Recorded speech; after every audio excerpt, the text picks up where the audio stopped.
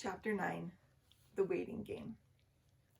The days continued to roll slowly by. By mid-afternoon on day 19, I couldn't take it any longer. I had to know those gene test results. The anxiety of waiting and wondering was more than I could bear. I grabbed my cell phone and dialed Dr. Leckman's office. "I'm so sorry," the nurse said. "The test results have to be delivered by FedEx, and we've not seen the delivery man yet today. Let me call the gene testing lab to make sure they have sent the results." "Yes, please do, and thank you," I said through gritted teeth. Soon after that phone call, I received a call from a plastic surgeon's office asking me if they could schedule a get-to-know-you appointment for the following week. "Well, I don't think that next week is going to work," I said. "I'm hoping to have surgery at the end of this week." Now, I still had no idea whether I'd be having surgery, but I felt that if I said it out loud, the universe would hear it and somehow make it happen. "Okay," the nurse replied. "Let me check with Dr. Leckman's office and get back to you then." My frustration level had reached its max. I felt like I kept taking one step forward and 3 gigantic steps back. A few painfully long hours ticked by, and then suddenly my phone started to ring. I snatched it up, hoping to finally hear some good news. "I'm so sorry to have to tell you this," said Dr. Leckman's nurse, "but I have been chasing a bunch of people at the gene testing lab and found out that because of Labor Day, the test will not be delivered until tomorrow. Also, Dr. Leckman does not want to move forward until we have those results. He is suggesting that we hold off on scheduling something with the plastic surgeon until we see the results and make our final plans." I was in disbelief. I said thank you and hung up my phone. Then the rage set in. I was angry that the test results were not in and that my life would continue to be on hold. I was also angry that I had postponed starting preschool. Now that I would not be having surgery at the end of the week, I realized that I could have stuck with my original plans and started at the beginning of the school year. The biggest source of my anger was that I was just plain tired of talking about, thinking about, and wondering about the cancer.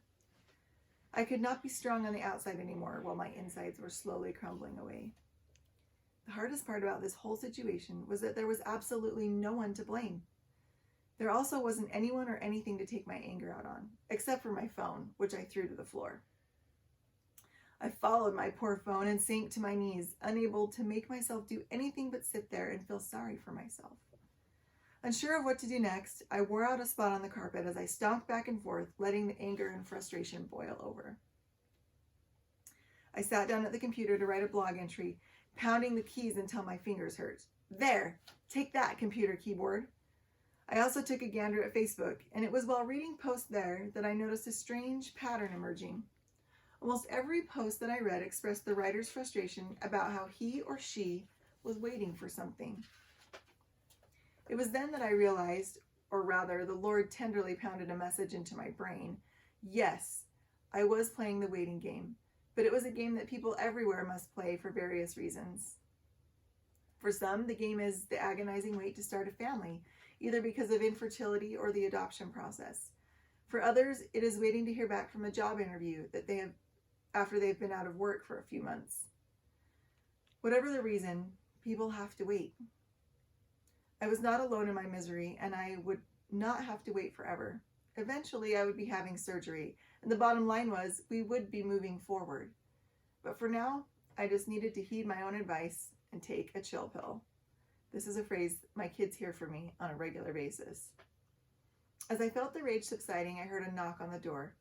I opened it to find my mother-in-law standing there. She had come to see how I was holding up. I filled her in on the situation, and she left me with a hug and some words of wisdom. Quote, "From now on, you just need to wake up every day and think, okay, normally I would be doing preschool or PTA stuff or whatever, but I'm not, and that is all right. Now, what fun thing am I going to fill my time with instead? You can do this," she said. Okay, I get it. I will stop throwing my "I can't be in control and I don't like it" tantrum and make the most of this time that I have while I'm feeling healthy and strong. Later that night, as I was pondering this distressing situation that I was in, I realized that eventually the waiting game would come to an end. I had no idea when that would be, but I would just have to settle in and endure the wait well. By keeping a tight grip on my faith in God's plan for me, I knew I would be able to make it. It's interesting that I read this chapter today because we're playing a waiting game right now with all of this shelter in place and stay safe, stay home. And last night I was feeling all of those worrisome, anxious feelings. It's spring break for my kids this week, and I was like, what are we gonna do that's even fun? Everything's closed. But it's this waiting game, right? We're all playing this waiting game, and eventually it'll end. We don't know when that will be, but we just have to make the best of the situation that we're in. So I hope y'all have a good day or night whenever you're watching this.